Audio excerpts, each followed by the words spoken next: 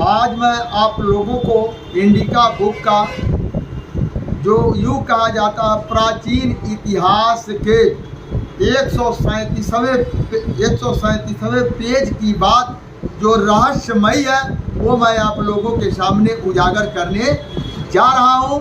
जो book summary fisherman India के इस चैनल का जो पार्ट है वो 57 पार्ट है, यानी 57 अध्याय है।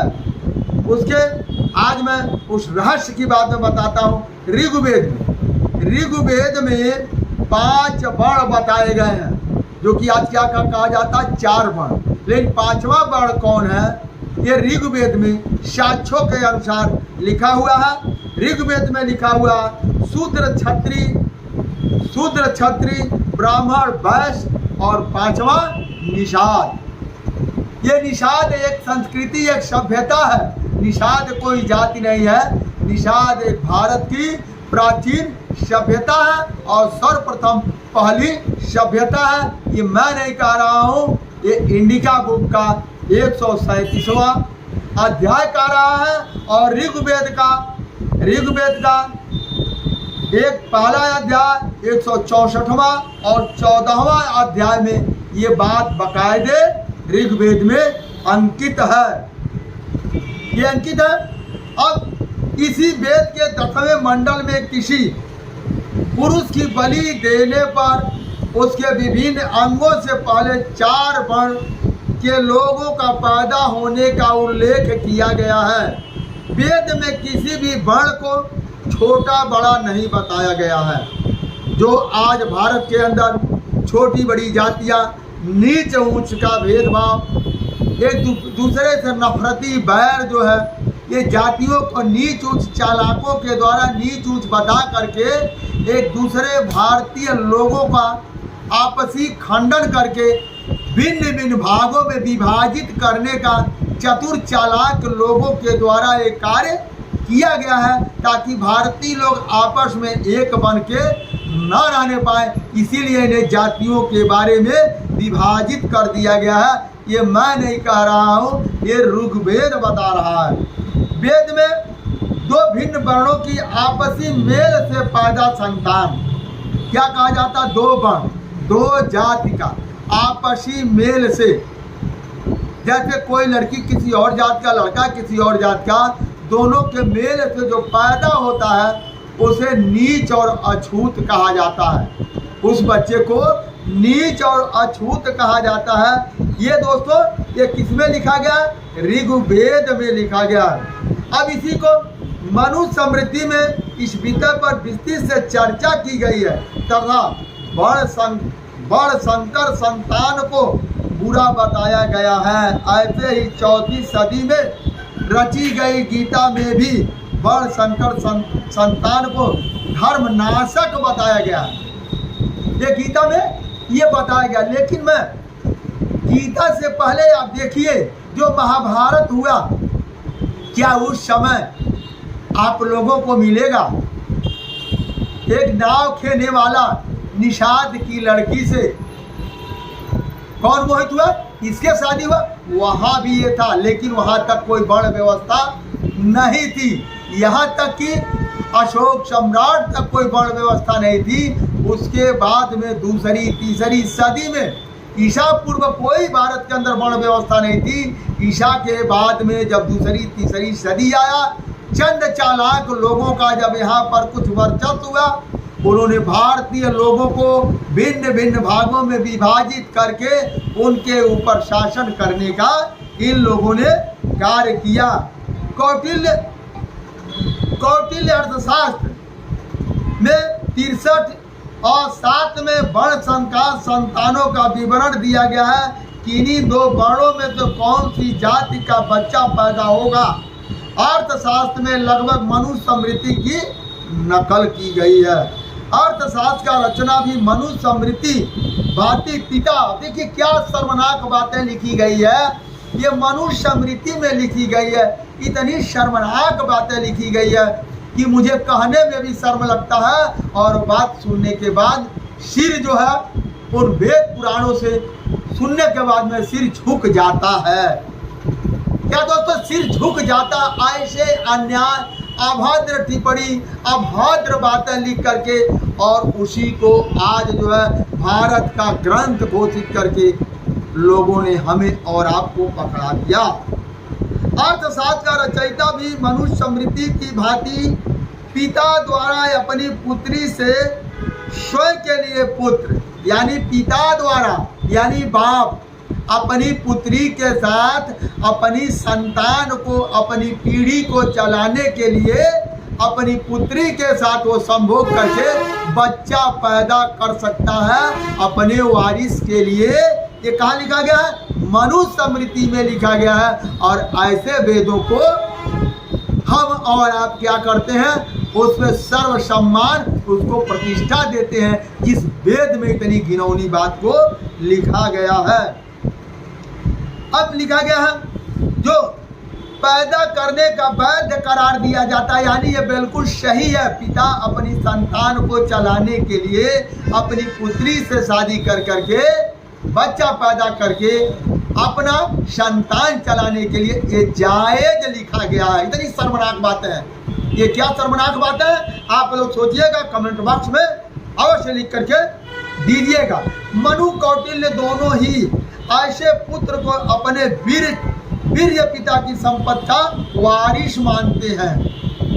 क्या मानते हैं? अपने ही पिता से पैदा बच्चे को अपनी वारिस मानते हैं। दोस्तों, ये मैं नहीं कह रहा, ये हमारा अर्थशास्त्र कह रहा है, जिसको हम और आप, हमारा भारत के मूल निवासी के समाज लोग मानते हैं।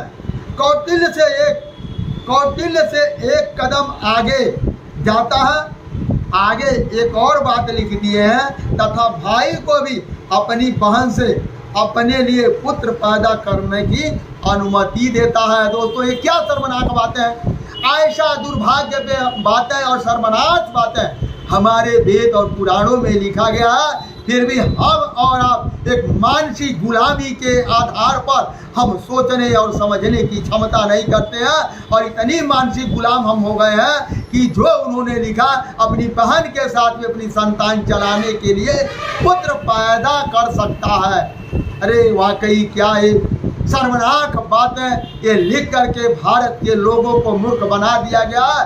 और मैं भारत के सभी उन मानसिक गुलाम मूर्खवादी लोगों से मैं कहता हूँ, अब भी आप समझ जाओ, अब भी आप जान जाओ, और उन इतिहासों को, उन वेद, उन पुराणों को पढ़ करके अपने आप को, अभी समय है, आप संभल जाओ, नहीं तो आपका सर्वनाश होने में कोई सा भी देर नहीं लगेगा। अब आइए, मौर्य शासन काल में जो भी विदेशी राजदूत भारत में आए, उन्होंने काम या पेशे के आधार पर उन्होंने 7 वर्ण बताया। काम और पेशे के आधार पर 7 वर्ण बताया, उन्होंने कोई जात नहीं बताया। कृषि करने वाला एक वर्ण होता है, खेती करने वाला एक वर्ण होता है। उसके बाद लोहे का कार्य करने वाला एक वर्ण होता है। लोहार लोहे का सामान बनाने वाला लोहार हुआ करता था। मिट्टी के बर्तन बनाने, कुल्हड़ को बनाने वाले कुम्हार कहा जाता था। इसी तरीके से आप लोग समझिए 7 तरह के लोग पाए जाते थे राजा को राज चलाने के लिए। उन्होंने 7 वर्ण बताया, उसे कोई जात नहीं बताया। यह बात भी ध्यान में रखने योग्य है। वेदों में वर्ण संबंधी सूतक है, उसके विषय में सभी विद्वान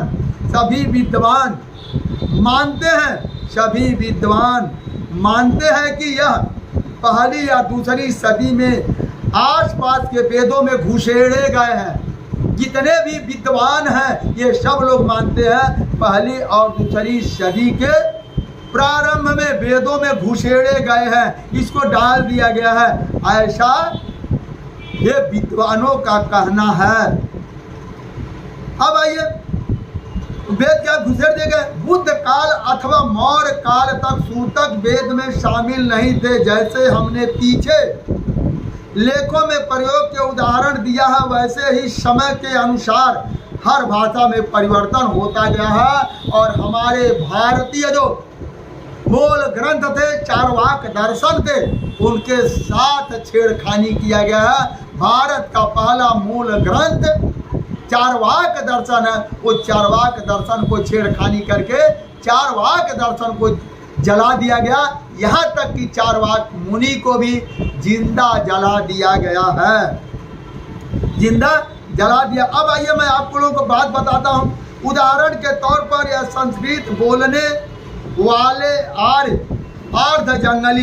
अर्ध जंगली कबीले के थे। गाँव में आवारा घूमते रहते थे। उन्हें पता नहीं था ईंट क्या होती है। ईंट क्या होती है? जब वो लोग सिंधु साम्राज्य में आए और पहली बार देखे यहाँ ईंटों से बड़े बड़े महल और मकान बने हुए हैं, तो उन लोगों ने अपनी किताब में लिखा, इस देश का राक्षस बड़े बड़े महलों में रहता है। जो राक्षस का राजा भी बड़े बड़े महलों में रहता है, ऐसा उन्होंने लिखा है। अतः अर्थशास्त्र में इस प्रकार के वर्ण का संकरण संतान का विवरण दिया गया है। वह यह सिद्ध करता है कि इस पुस्तक की रचना तब हुई जब भिन्न वर्णों के ऊंच नीच की दीवारें पक्की हो गई। जब उन्होंने अपने विचारों से लोगों को ऊंच नीच का, भारतीय लोगों की नफरत की दीवारों में फैला करके, नफरत बना करके इनके अंदर भर दिया। जब एक एक आदमी का जब अंदर एक दूसरे के प्रति, दूसरे जाति और वर्णों के अंदर नफरत भर गया, तब इन लोगों ने अपने हिसाब से ग्रंथों की रचना किया। यह दीवार कैसे बनी, इसका इतिहास संक्षेप में हम बता रहे हैं। बौद्ध संहिता के अनेक बार ब्राह्मणों द्वारा स्वयं को साक्यों से उच्चतर होने का दावा करने का उल्लेख हुआ है। वो बौद्ध से भी लोग कहते थे, मैं बड़ा हूँ, मैं ऊंचा हूँ, मैं ऊंचा हूँ, आप नीचे हो। कई बार इसका उल्लेख उनके साथ तर्क हुआ है। दोस्तों, आज का वीडियो मेरा, आज का विचार यहीं समाप्त होता है। अगर आपको ये मेरा विचार अच्छा लगा हो, इसको लाइक और शेयर कमेंट करिए, ताकि आप सुन रहे हैं, आपके द्वारा बहुत सारे लोगों पर तक पहुंच जाए। अगर आप पहुंचाते हैं तो आपका एक भारतवर्ष के ऊपर बहुत बड़ा आसान होगा। दोस्तों, धन्यवाद, नमस्कार, जय हिंद, जय भारत।